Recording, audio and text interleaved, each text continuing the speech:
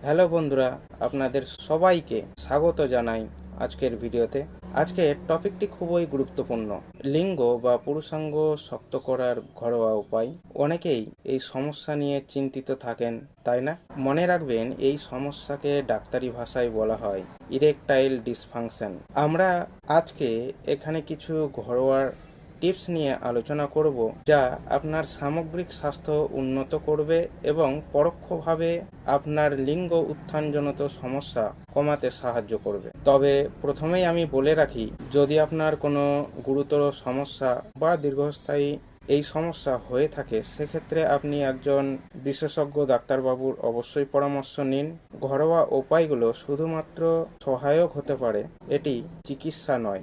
আপনি যদি erectile dysfunction সমস্যা থেকে বেরোতে চান, সেক্ষেত্রে আপনাকে সর্বপ্রথম আপনার জীবনধারা পরিবর্তন করতে হবে। জীবনধারার মধ্যে যেই সব বিষয়গুলো পড়ছে, আমি একে একে সেই সব বিষয়গুলো আলোচনা করছি। 1 নম্বর, সঠিক খাদ্যাভ্যাস। আপনার খাদ্যে ফল, সবজি এবং গোটা শস্য যোগ করুন। নাইট্রিক অ্যাসিড নামক একটি উপাদান রক্ত নালিকাকে শীতল করে রক্ত প্রবাহ বাড়াতে সাহায্য করে, যা ইরেকটাইল ডিসফাংশনের জন্য খুবই জরুরি। বিট, পালং শাক এবং রসুন এর একটি ভালো উৎস।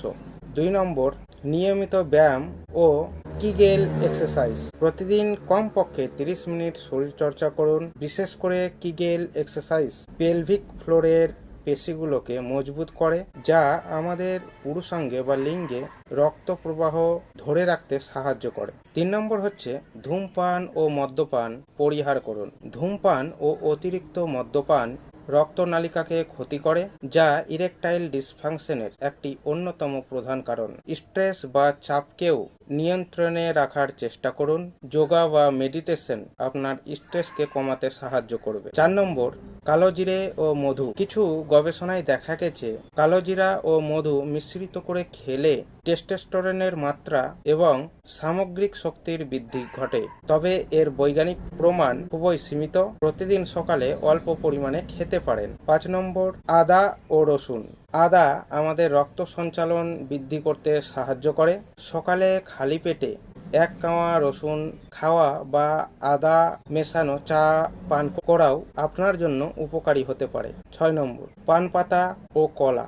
কিছু পুরনো ঘরোয়া পদ্ধতিতে পাকা কলা ভর্তা করে পান পাতার সাথে সেবন করার কথা বলা হয়েছে, যা আপনাদের শক্তি যোগাতে সাহায্য করবে। কিছু বিষয়ে আপনাদের নজর রাখতে হবে।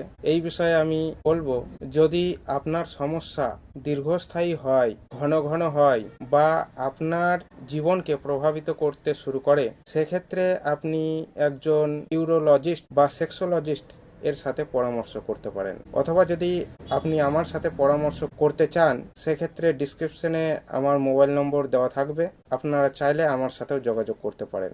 মনে রাখবেন, লিঙ্গ শক্ত না হওয়ার পিছনে উচ্চ রক্তচাপ, ডায়াবেটিস, কোলেস্টেরল বা মানসিক চাপ এগুলোও কারণ হতে পারে। তাই সঠিক রোগ নির্ণয় করার জন্য চিকিৎসকের পরামর্শ নেওয়া অবশ্যই প্রয়োজন। সুস্থ জীবনধারা বজায় রাখুন, সাথে সুষম খাদ্য খান। এটাই দীর্ঘমেয়াদী সুস্থ থাকার একমাত্র চাবিকাঠি। ভিডিওটি ভালো লাগলে লাইক করুন, চ্যানেলটিতে নতুন হলে চ্যানেলটি সাবস্ক্রাইব করুন, কমেন্ট করে আপনার মতামত জানান।